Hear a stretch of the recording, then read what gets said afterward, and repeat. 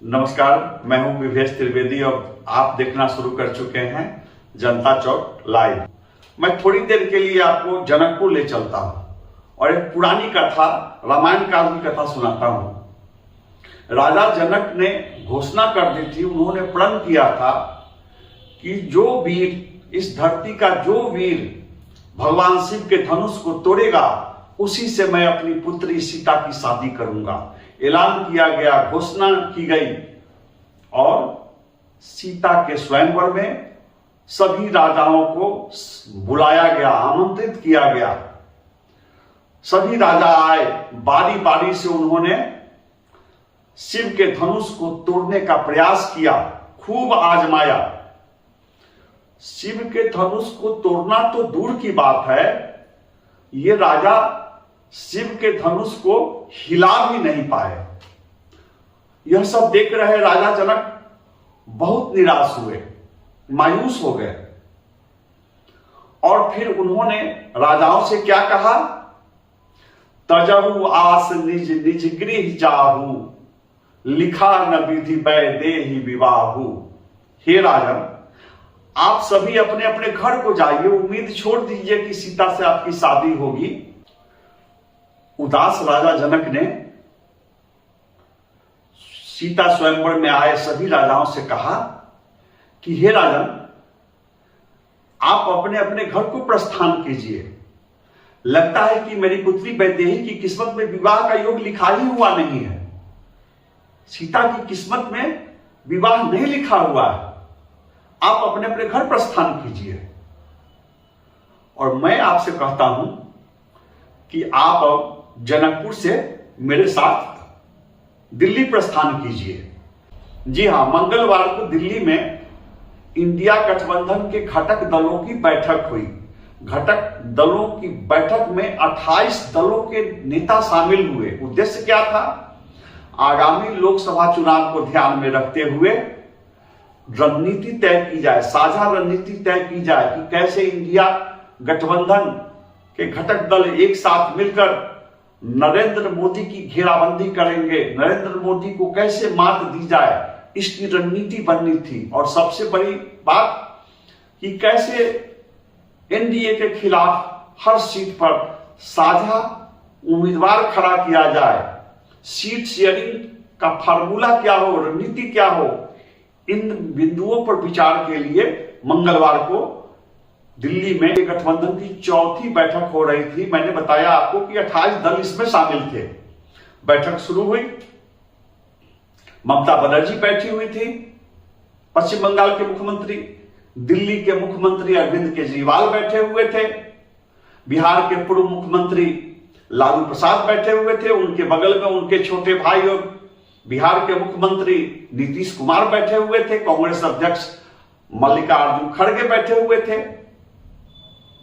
बैठक के दौरान जब ममता बनर्जी की बारी आई तो उन्होंने एक मांग रख दी कि लोकसभा चुनाव 2024 में प्रधानमंत्री पद के लिए विपक्ष की ओर से कांग्रेस अध्यक्ष मल्लिकार्जुन खड़गे को साझा उम्मीदवार घोषित किया जाए। जी हां, उन्होंने मांग रखी कि इंडिया गठबंधन के सारे घटक दल कांग्रेस अध्यक्ष मल्लिकार्जुन को प्रधानमंत्री पद का साझा उम्मीदवार मानते हुए उनकी अगुवाई में आगे बढ़े। और लगे हाथ दिल्ली के मुख्यमंत्री अरविंद केजरीवाल ने इस प्रस्ताव का समर्थन कर दिया और बैठक में मौजूद 12 दलों ने भी इस प्रस्ताव का समर्थन कर दिया। नीतीश कुमार के हाथ से बटेर उड़ गए, लालू प्रसाद नाराज हो गए। बैठक से जो खबर आ रही है, जो छन छन कर खबरें आ रही हैं, उसमें बताया जा रहा है कि लालू प्रसाद ने कहा कि जब 81 वर्षीय 81 ईयर्स के मल्लिकार्जुन खड़गे प्रधानमंत्री पद के साझा उम्मीदवार हो सकते हैं, तो 72 वर्ष के हमारे नीतीश कुमार प्रधानमंत्री पद के साझा उम्मीदवार क्यों नहीं हो सकते हैं? बात इतनी ही नहीं कही उन्होंने कहा कि जब दलित समाज के मल्लिकार्जुन खड़गे प्रधानमंत्री पद के साझा उम्मीदवार हो सकते हैं तो ओबीसी समाज के नीतीश कुमार प्रधानमंत्री पद के साझा उम्मीदवार क्यों नहीं हो सकते हैं? अब आप सोच सकते हैं कि बैठक में कितना गतिरोध कायम हुआ होगा। बात बनी नहीं। मल्लिकार्जुन को साझा उम्मीदवार घोषित करने का प्रस्ताव भी अटक गया, लेकिन ममता बनर्जी को, अरविंद केजरीवाल को जो करना था उन्होंने कर दिया। उन्होंने सिर्फ नीतीश कुमार को ही नीचा नहीं दिखाया, घेराबंदी नहीं की, प्रकारांतर से ममता बनर्जी और अरविंद केजरीवाल ने कांग्रेस नेता राहुल गांधी की घेराबंदी की। कहने के लिए मल्लिकार्जुन खड़गे अध्यक्ष हैं, लेकिन पूरा देश जानता है कि कांग्रेस का वास्तविक सुप्रीमो कौन है। तो जो प्रधानमंत्री के स्वाभाविक उम्मीदवार हो सकते हैं कांग्रेस में, राहुल गांधी, उनकी घेराबंदी कर दी गई और मल्लिकार्जुन खड़गे का नाम प्रस्तावित किया गया। मैसेज ये गया कि राहुल गांधी प्रधानमंत्री पद के उतने योग्य उम्मीदवार नहीं हैं। लेकिन यहां तो नीतीश कुमार बड़े अरमान से गए थे और पटना में मंगल गीत गाए जा रहे थे, बिदावली गाई जा रही थी कि नीतीश कुमार प्रधानमंत्री पद के साझा उम्मीदवार हो, नीतीश कुमार को इंडिया गठबंधन का संयोजक बनाया जाए, और वहां बात उल्टी हो गई। लालू प्रसाद नाराज हो गए। मैं आपको बताऊं कि जब दिल्ली में इंडिया गठबंधन के घटक दलों की बैठक चल रही थी, जब नीतीश कुमार के अरमानों पर पानी फिर रहा था, बिहार की राजधानी पटना में सड़कों पर एक पोस्टर जो है सुर्खियां बटोर रहा था, और उस पोस्टर पर क्या लिखा था? नीतीश कुमार उस पोस्टर में एक बड़ी सभा को संबोधित करते हुए दिख रहे हैं, और उसमें नीतीश कुमार को प्रधानमंत्री उम्मीदवार के रूप में पेश करने का आह्वान किया गया था। जी हां, मैं आपको बताऊं कि उसमें यह नहीं लिखा गया था कि नीतीश कुमार को इंडिया गठबंधन का संयोजक बनाया जाए। यह भी नहीं लिखा गया था पोस्टर पर कि नीतीश कुमार को प्रधानमंत्री उम्मीदवार के रूप में पेश किया जाए। लेकिन पोस्टर में जो बात लिखी गई थी वो बात मीनिंगफुल थी। बिहार की राजनीति में जिसको भी बिहार की राजनीति की एबीसीडी की जानकारी है, वे पोस्टर पर लिखी बात का अर्थ जानते हैं, समझते हैं। मैं आपको भी सुनाता हूं और आप सुन लीजिए और आप अर्थ लगाइए कि क्या उद्देश्य था उस पोस्टर का। जिस दिन दिल्ली में बैठक हो रही थी इंडिया गठबंधन की, उसी दिन पटना में पोस्टर सुर्खियों में, उसमें लिखा गया था, अगर सच में जीत चाहिए तो फिर एक निश्चय चाहिए, एक नीतीश चाहिए। आपको अगर जीत हासिल करनी है, अगर आपको एनडीए पर जीत हासिल करनी है, सचमुच जीत हासिल करनी है, तो एक निश्चय के साथ नीतीश कुमार की अगुवाई में आगे बढ़िए। इससे खुलकर और क्या बात की जा सकती है। लेकिन वहां दिल्ली में क्या हुआ? लालू प्रसाद नाराज हो गए और शायद नीतीश कुमार के कान में उन्होंने कहा कि अब छोटे भाई, अब यहां से चलो, अब लगता है कि तुम्हारी किस्मत में प्रधानमंत्री का योग नहीं है, अब लगता है कि तुम्हारे हाथ में प्रधानमंत्री पद के लिए कोई योग ही नहीं है। उन्होंने कहा होगा, तजहुआज निज निज गृह जाऊ, लिखा न विधि नीतीश नरेशु। नीतीश, तुम्हारी किस्मत में नरेश बनना, देश का राजा बनना, देश का शासक, प्रधानमंत्री बनना शायद नहीं लिखा हुआ है। चलो मेरे भाई, चुपचाप हम लोग चलते हैं। दोनों चल दिए। बैठक समाप्त होने से पहले चल दिए। बैठक के बाद जब संयुक्त प्रेस कॉन्फ्रेंस हुआ, उसमें न तो नीतीश मौजूद थे और न लालू प्रसाद मौजूद थे। अब आप सोच सकते हैं कि दिल्ली में बहुत प्रचारित इंडिया गठबंधन की बैठक का फलाफल क्या रहा, जब दो महत्वपूर्ण नेता वहां से उठकर चल दिए। और यह पहला मौका नहीं है जब नीतीश कुमार उठकर चल दिए, बैठक से पहले चल दिए, प्रेस कॉन्फ्रेंस से पहले चल दिए। तो आप मेरे साथ पीछे चलिए, मेरे साथ आप बेंगलुरु प्रस्थान कीजिए, जहां 18-19 जुलाई 2023 को इंडिया गठबंधन के घटक दलों की बैठक चल रही थी। नीतीश कुमार बड़े अरमान से गए थे वहां और उनको उम्मीद थी कि उस बैठक में उन्हें इंडिया गठबंधन का संयोजक बनाया जाएगा, संयोजक घोषित किया जाएगा। लेकिन संयोजक बनाना तो बाद की बात है। बेंगलुरु की बैठक में नीतीश कुमार को ठीक से भाव नहीं दिया गया। नीतीश कुमार बेंगलुरु की बैठक में भी पहले ही उठकर चल दिए, अंत तक नहीं रहे, संयुक्त प्रेस कॉन्फ्रेंस में नहीं रहे और वहां से लौटकर प्रेस वालों से भी बात करने से बचते रहे। इस बात पर नजर थी किसकी? बिहार के पूर्व डिप्टी सीएम सुशील कुमार मोदी की नजर थी। उन्होंने तंज कसा कि नीतीश कुमार फर्जी इंडिया के संयोजक बनने गए थे, लेकिन इनको भाव नहीं दिया गया।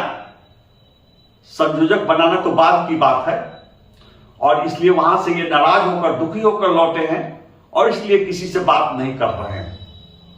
तो मैं आपको बताऊं कि मंगलवार को जो दिल्ली में बैठक हुई,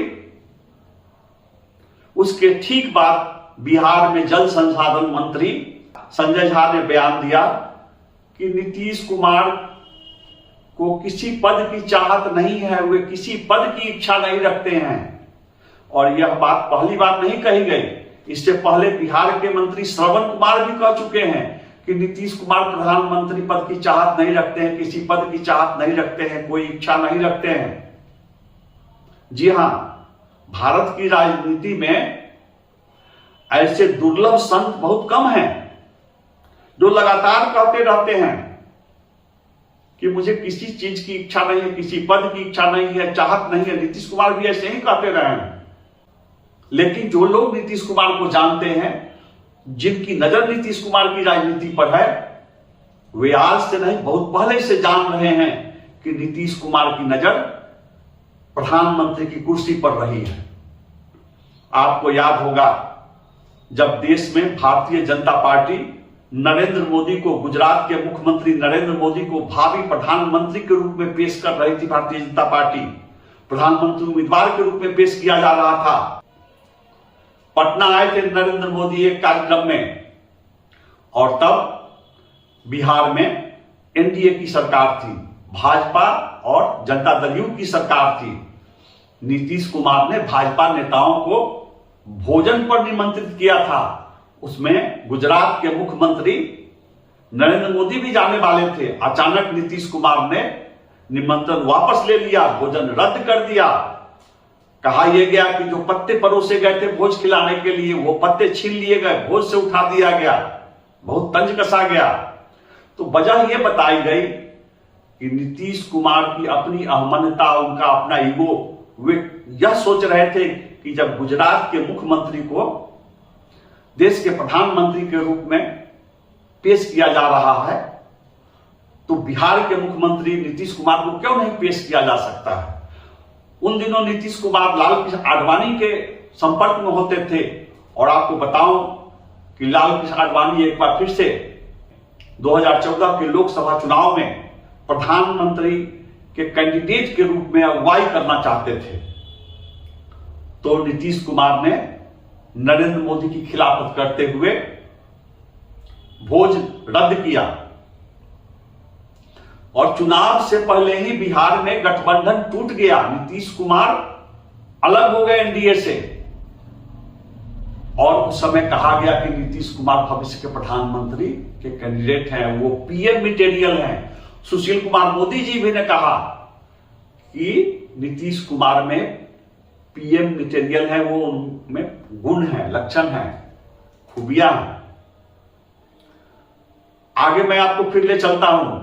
नीतीश कुमार लौटे लोकसभा चुनाव में हारने के बाद 2015 का विधानसभा चुनाव वे लड़े थे राजद के साथ गठबंधन करते हुए, लेकिन जैसे उनकी फितरत रही है, उन्होंने फिर बाय बाय टाटा कहा आरजेडी को और आरजेडी से गठबंधन तोड़कर वे एनडीए में वापस लौट आए। एनडीए के सहयोग से सरकार बनी।